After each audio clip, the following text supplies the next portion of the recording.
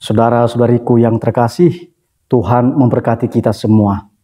Kembali bersama saya, Pastor Posinus Gule OSC.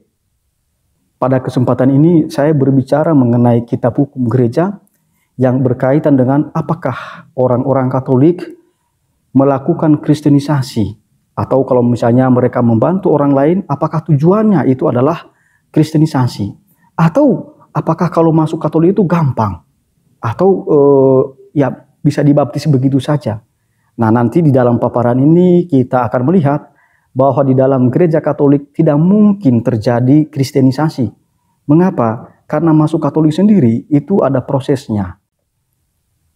Agama Kristen Katolik melalui kitab hukum kanonik, Kanon 748, paragraf pertama menyatakan demikian. Semua orang wajib mencari kebenaran dalam hal-hal yang menyangkut Allah dan gerejanya. Dan berdasarkan hukum ilahi, mereka wajib dan berhak memeluk dan memelihara kebenaran yang mereka kenal. Jadi sebagai orang Kristen Katolik, kita wajib mempelajari apa yang menjadi ajaran gereja dan apa yang terkandung di dalam sabda Allah. Dan juga kita mencari apa yang menyangkut kehendak Allah. Supaya sepanjang hidup kita hidupi ajaran ini tampak di dalam hidup kita. Sementara di dalam Kanon 748 paragraf kedua, gereja menegaskan bahwa tak seorang pun dibenarkan memaksa orang untuk memeluk iman Katolik melawan hati nuraninya. Itu sebabnya ketika ada orang yang mau menjadi Katolik, ia atau mereka perlu mengikuti 1 tahun katekumenat atau proses belajar mengenai ajaran Katolik atau menjadi Katolik. Jadi saudara-saudariku yang terkasih, tidak gampang. Kalau melihat kanon ini, tidak mungkin juga bahwa orang Katolik melakukan kristenisasi atau membujuk orang lain untuk menjadi Katolik. Tidak mungkin. Mengapa? Karena kita menekankan supaya orang itu secara bebas memeluk iman dan menghidupinya. Tentu saja iman Katolik. Jadi tidak boleh kita sebagai orang Katolik juga memaksa orang lain menjadi Katolik. Dalam masa katekumenat atau proses belajar menjadi orang Katolik, calon baptis dewasa perlu diselidiki kesungguhan hati nuraninya untuk menjadi umat Katolik. Mereka juga mesti punya pemahaman yang memadai mengenai ajaran Katolik. Maka saudara-saudariku yang terkasih, beberapa kali saya mendampingi mereka yang akan menjadi Katolik, itu katekumen. Lalu pada kesempatan itu saya mengatakan, kalau Anda mau menjadi Katolik, maka jangan pernah menjelekkan agama yang Anda tinggalkan. Apalagi kalau Anda mengatakan mereka itu adalah orang-orang yang tidak bertuhan. Jangan pernah demikian.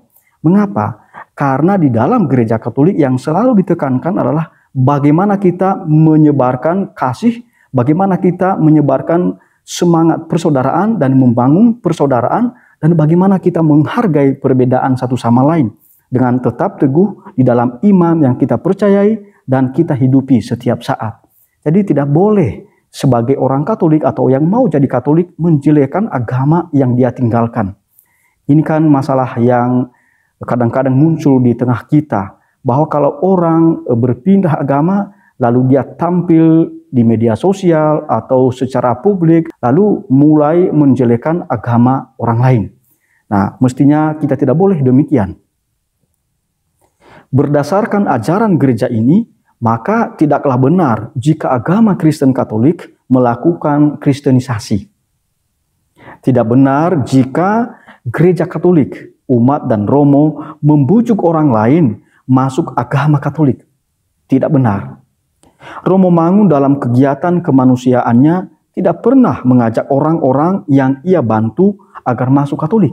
Tidak pernah.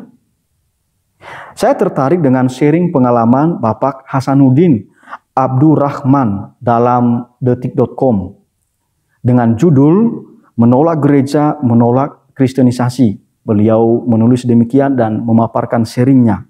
Dalam tulisan ini, Bapak Abdurrahman mengungkapkan pengalaman nyatanya bahwa di rumah sakit Katolik pun tidak pernah ada ajakan agar pasiennya menjadi Katolik. Dan ini dialami sendiri oleh Bapak Abdurrahman.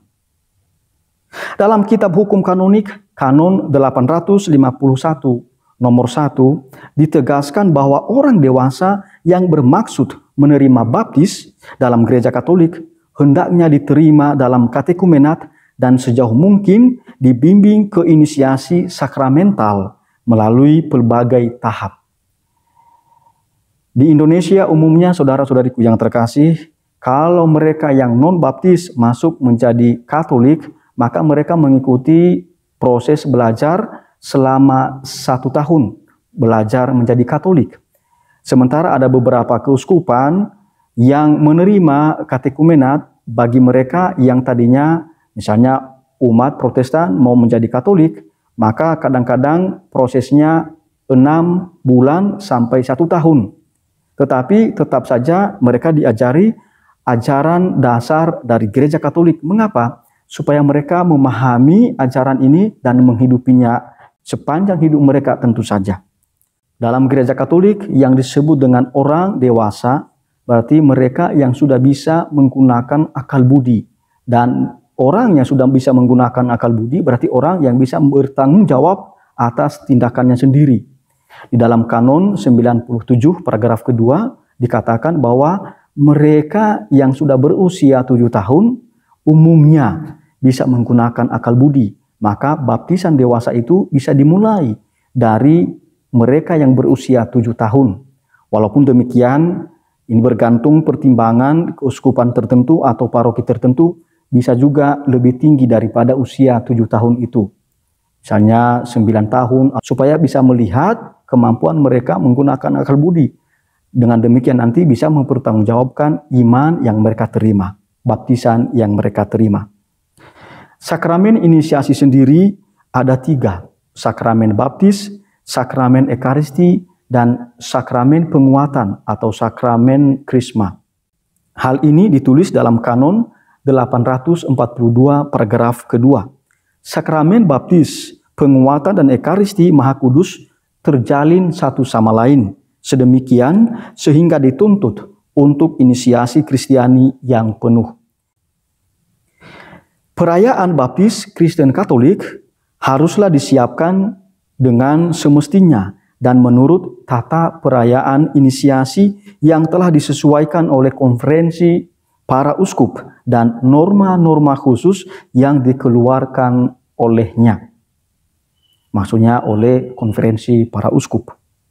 Berbicara mengenai proses baptis Katolik, kita perlu juga membaca Kanon 865 paragraf pertama.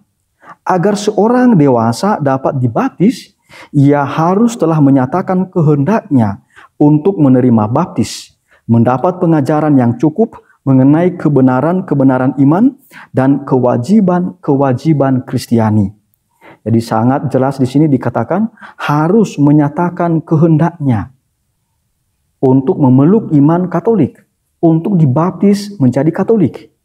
Jadi saudara-saudariku yang terkasih, sekali lagi, tidak mungkin orang yang tidak mau menjadi Katolik bisa dibaptis dalam gereja Katolik. Tidak mungkin di dalam gereja Katolik. Mengapa? Karena gereja selalu menekankan bahwa orang yang memeluk iman Kristen Katolik harus dengan kehendak bebasnya. Ya, tidak boleh dengan terpaksa atau memaksakan diri. Tidak boleh. Jadi harus dengan sungguh-sungguh sadar dan dengan kehendak bebas mau memeluk iman Katolik. Ini luar biasa ya. Dan juga telah teruji dalam hidup Kristiani melalui katekumenat. Hendaknya diperingatkan juga untuk menyesali dosa-dosanya.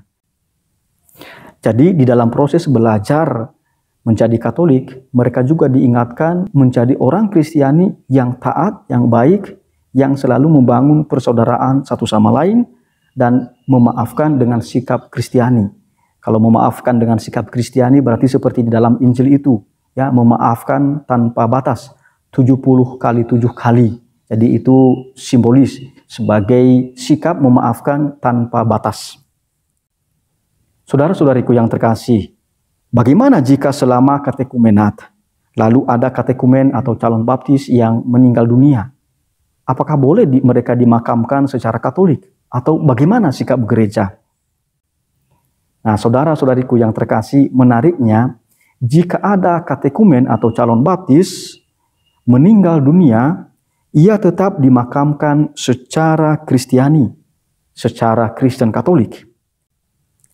Hal itu ditegaskan di dalam kanon 1183 paragraf pertama. Bunyinya demikian.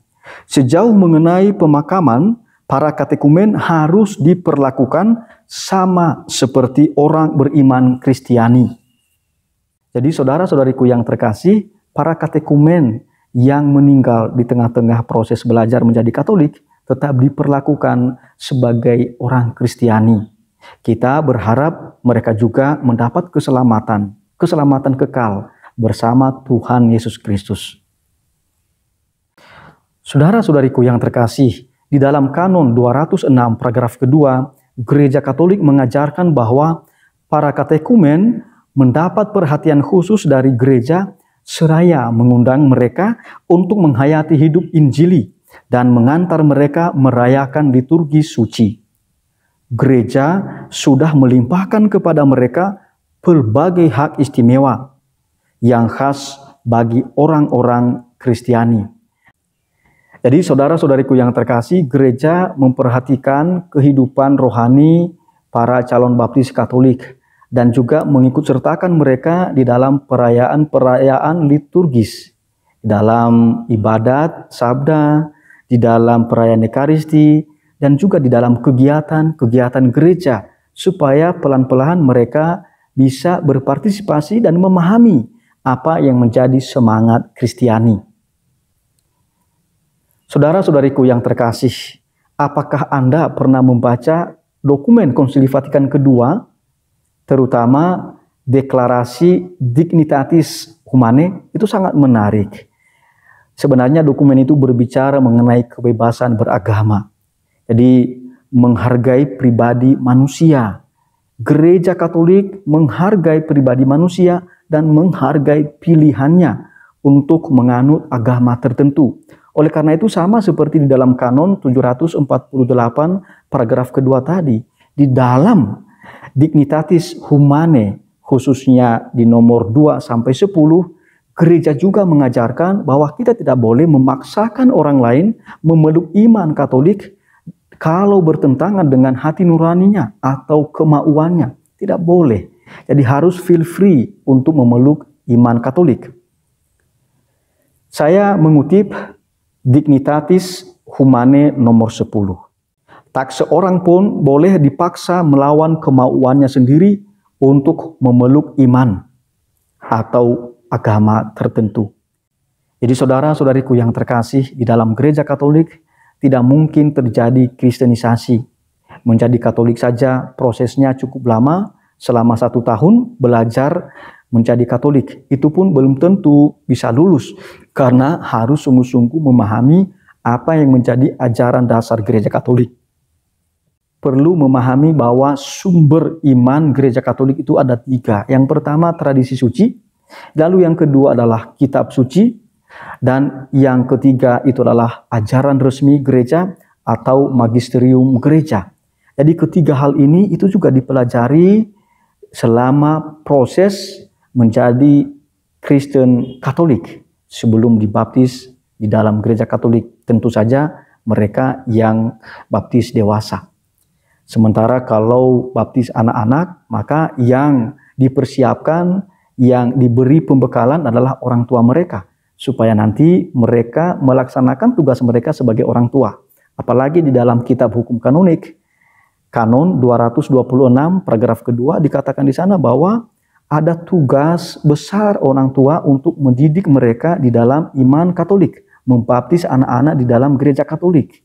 Jadi berjuang mereka. Mengapa? Karena bagi kita, orang tua adalah guru dan rasul yang pertama dan utama di dalam keluarga bagi anak-anak. Maka orang tua juga dipanggil untuk mempersiapkan diri dan menghayati iman Katolik itu sehingga bisa membagikan kepada anak-anak.